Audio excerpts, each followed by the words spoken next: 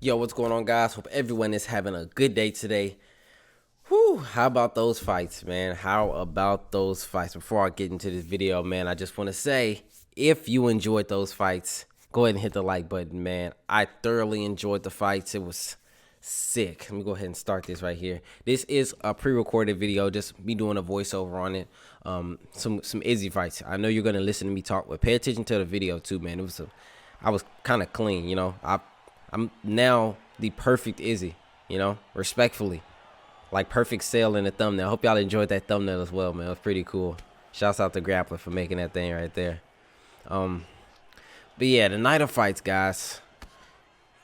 We're gonna start at the bottom of the card and then just move up. And when I say the bottom, I want to start, you know, with the Dominique Cruz fight and then move up to the main card. And man, what? Dude, Dominique Cruz, like, his style is so... It's crazy, his style, bro. Like, the head movement, the footwork, it's something to watch. It's like... It's amazing to watch, you know, Dominique Cruz's style, man, honestly. You know, and I'm also going to... I think I want to do a series where I try to perfect Dominique Cruz as well. Like I did Izzy, like I did this one here. But, man, Dominique Cruz looked good in his fight. You know, a lot of guys had him counted Dominique Cruz out, but some guys were like, nah, Dominique Cruz the bet. But Dominique Cruz is man slick, very slick. But we move on to the next fight, and it was Drew Dober, correct? No, it was Rockage versus Diago Santos, and Diago Santos didn't look like his, you know, the hammer he is. You know what I mean? Like, he looked like he was a bit. I don't know. It was kind of weird. But maybe it could be because his surgeries, you know. A lot of times people have surgeries and mentally it can be draining. You know, like Derrick Rose.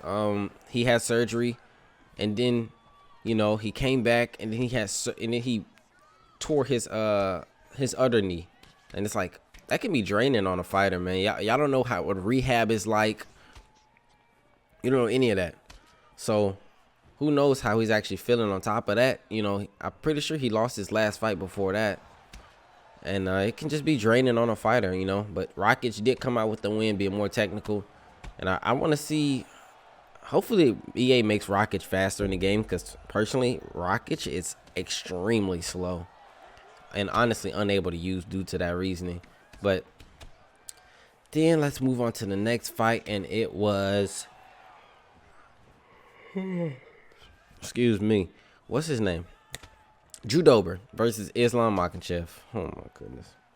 If y'all know me, you know I'm a not a huge fan, but that's my boy, man. Like RDA, that's my boy. You know, I like Drew Dober, man. He's a pretty cool dude.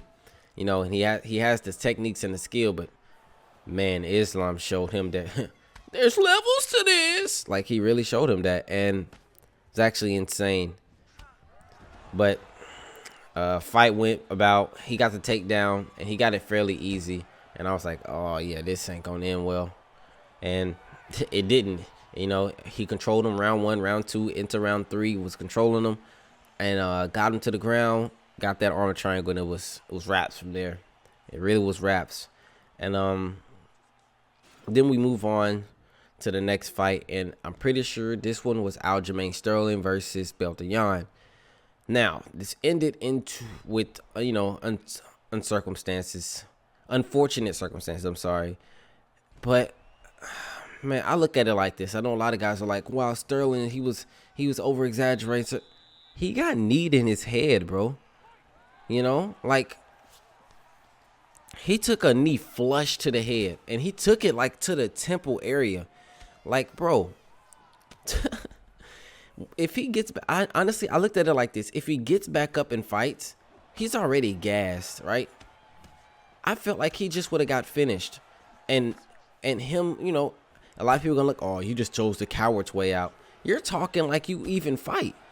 Chose the coward's way out. You ain't stepped in no octagon, you know? So let's stop trying to judge fighters based on decisions that they make when you ain't even stepped into an octagon, yet along a gym. You sitting there with potato chips in your hand watching the fight. trying to judge somebody. Come on, G. Nah.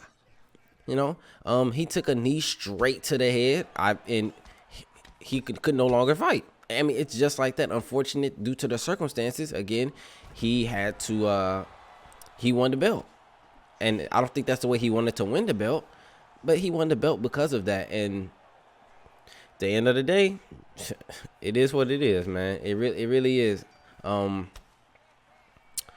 gonna run that fight back. At the end of the day, they're going to do that fight again. But Peltian, I do want to give respects to Peltian. That man literally said, Aljamain Sterling, you have nothing for me. He said, you have nothing for me, bro. And it like, I ain't gonna say it showed, but it showed. Like, you know, all the takedowns, it wasn't working. Then he dropped Aljo in round 1 with that that was a nasty straight right. I believe it was a straight right, and Aljamain Sterling looked to be gassed. Round 3 is when I really seen like the fatigue set in. But when the fight first started, I was like, the pace that Aljamain Sterling started off with, I was like, bro, you're fighting at a pace that is going to be extremely taxing on the stamina. You can see he was real, like, you know, twitchy. Everything was so quick, and it looked like it was like, you know what I mean? Like it basically, the way he was fighting, it was gonna be hard to keep that same pace for 5 rounds, you know, and it didn't work. You know, he gassed out. But the thing is, he gassed out, but he continued to walk forward. He continued to walk him down and move forward, and, you know, just keep pressure on Peltian. But Peltian defense, man, grappling defense, grappling offense, striking defense, and striking offense. He just looks, you know, technically sound. Get rocked and come here. Bow! Oh man, that was nice, right? That was so clean. I love that I got that. And not only I got that there, I got it on John Jones, all right? Where you at, Marshall? Where you at? All right? But no, I got that on John Jones, man, and it's pretty cool. Pretty cool. But I'm gonna go ahead and cut to the next fight, guys. If you haven't yet, be sure to like up the video, subscribe to the channel if y'all are new, and don't forget, man, turn on those post notifications, all right? I'll be right back. All right, here we go. My man has Division 0, no points. New season started, so chances of me getting high-level fights were going to be, you know, not probable due to the new season start. But, you know, just having fun, man. At the end of the day, just having some fun on ranked. Go against this Alexander. But we're not talking about this, man. We're talking about the fights now. Let's pick back up where we left off at, and it basically was over. I was giving Peltian his respects. And then we move on to the next fight, and it was Amanda Nunez versus Meegan Anderson. And I not gonna be like, oh, I predicted this, but I knew that he wasn't gonna be she wasn't going to beat Amanda. You know, there's fighters out there that get exposed by other fighters, and I felt like Meegan Anderson got exposed versus Holly Holm with her grappling. And you know, if you get grappled by Holly Holm, you know, Holly Holm, like, completely dominated you in the grappling. Don't get me wrong, Holly Holm probably has been working on her wrestling, jiu-jitsu for a while, but we know Holly Holm for being a striker. And to allow Holly Holm to control you and dominate you with just overall wrestling, it's just like, yeah, I just see like Amanda is going to do what she does. You know, Amanda can strike, yeah, Amanda can throw haymakers, but Amanda also can grapple like she did against Jermaine Durandamy. But hey, got her to the ground. Well, she shot a takedown. She stuffed it, I believe. They were on the ground, and then she got her in a triangle and then arm barred her. It was like, bruh. Like, it was nasty. It was actually disgusting. And once she, and it looked like she just accepted the fate. Like, don't get me, I ain't breaking down game film, but I felt like she got her in that position fairly easy. But again, I don't do jiu-jitsu out, so I can't really speak too much on it, because if I went out there and, you know, rolled with someone that's a black belt and I have no jiu-jitsu experience, you know, chances are they're going to control me, and people be like, oh, wow, why didn't you just do this? I couldn't, you know, and that's kind of like it was in that fight. Maybe she just couldn't do it, and, you know, put her in the triangle and then took her arm, kind of like the Tony Ferguson versus, what's his name, Charles Oliveira, took the arm, and you know, it's one to have the armbar here, but when they pull it and put it under here and start pulling back and they start using that body weight, it's like, bro, yeah, it's over. Unless your name's Tony Ferguson, of course, but she tapped, and that was basically the end of that fight. Amanda Nunez is just overall just dominating. Really, I don't think there's anyone to beat her. The only person I can think of to beat Amanda Nunez would be what's her name? She beat her twice, but the second fight was controversial. Oh, that's Valentina Shevchenko. That's a fighter, a fight I like to see again personally, even though they've already fought twice. Don't know what's the chances of them making it again, but yeah, man, she dominated Meegan Anderson. I'm not sure what's next for Meegan Anderson, especially at that weight class. Maybe she can fight Jermaine Durandamy, but the featherweight women's isn't really that. It's not much fighters there at all, you know. But so let's move on to the next fight, which is going to be the main event. Main event: Israel Adesanya versus Jian Bihovic. Now, I just want to first off start off by giving all respects to Jian Bihovic for defending his belt against Izzy, the up and comer from the 185 division. And he showed, man. He showed, nah, this is my division. You can go back down to your home. You know, 185 is Izzy's home. That's where he's comfortable at. But he said 205. This is my home. You know, and if you want to come into this home, you're gonna get this work. You're gonna get this work. All right, but. All right, so we want to talk about that fight, man. I personally said, now I was lit, okay? I was off that liquor cool. I was off that lit. So, you know, I said Izzy won 1, 2, and 3. I did. I said it, you know. But could have been due to Joe Rogan's biasy. I don't even know if that's a word. Joe Rogan is extremely biased. Like, Joe Rogan will talk up a fight, will talk you into thinking that a fighter is winning, you know, and they'll actually be losing. It's just a commentary. But, you know, I had Izzy winning 1, 2, and 3. I'd have to go, honestly, I had to go back and watch the fight again to just give an overall, you know, 100% how I think the fight happened or how I would score it. But yeah, man, Jan showed he can kickbox. Jan showed that I can wrestle you as well and control you on the ground. Like the championship rounds, he showed that I'm the champion in those rounds. You know, he dominated Izzy. You know, dominated. All right, be quiet, Sports Center. I got to mute my phone. Let me mute this. And,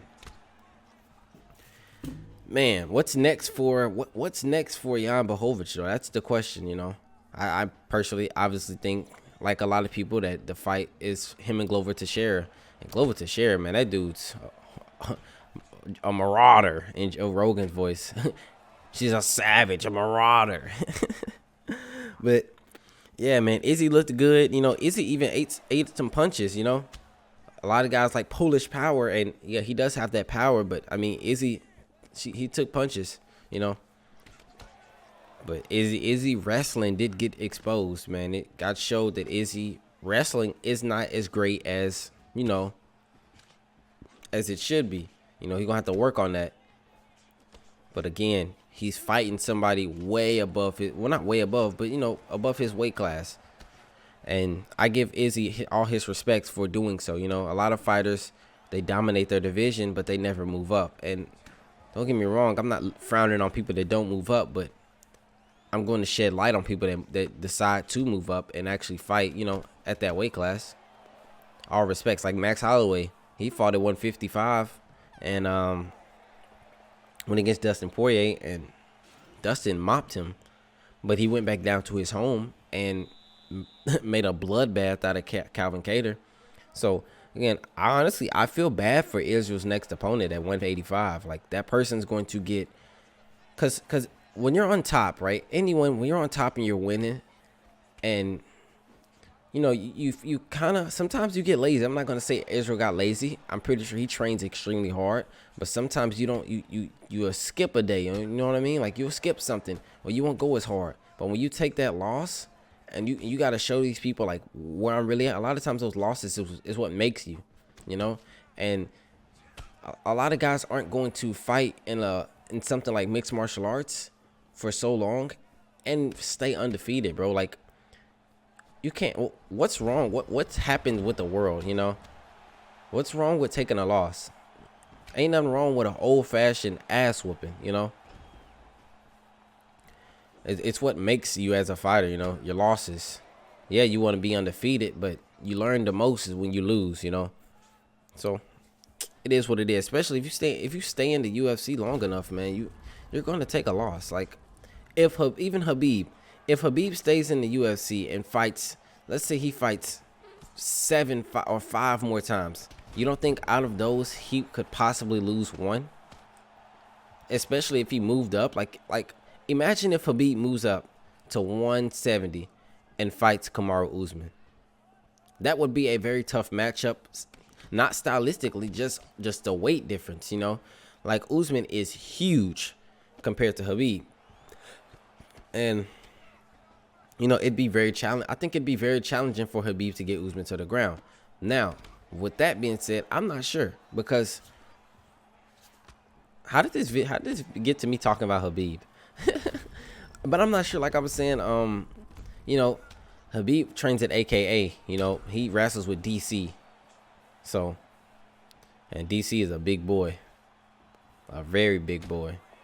But all in all, guys, I just wanted to say, man, I thoroughly enjoyed the fights. Major respects to everybody on the card. Can't wait to see the next event. I believe 260. I believe that one's going to be Francis Ngannou versus Stipe Miocic, and that one's gonna be crazy. That one's gonna be crazy. I know y'all boys ready for that one, because I am. Y'all talk about Polish power. What about Francis power? Mbalawi. Or what do you say? You know what happens when I connect. And we know what happens, but, man, Stipe, it's like Stipe broke that man. Last time they fought, man, well, the first time they fought, Stipe, like, broke him. Like, mentally broke that man. And physically broke him, too. And, I mean, he's come back and he's shown, like, you know, he 100% deserves to be fighting for the belt. So we're going to see, man, with that fight. I'm not really sure on the date, but I just know it's next month, obviously. Yeah, this fight's over with, and I'm pretty sure I get the win here. Yeah, I get the win here. Yep. I don't even have to show anything else. Got the win. I don't know if you guys were paying attention to that, or if you was even paying attention to me, or if you even made it this far into the video, you know. But if you did, man, I appreciate you. That's going to be the end. Just 2 fights, beating up a Gus, beating up a John Jones. Again, if you guys did enjoy this, be sure to hit the like button. Subscribe to the channel if y'all are new. And don't forget, man, turn on post notifications. You don't want to miss a stream. You don't want to miss an upload, guys, all right? Enjoy your day. Peace out.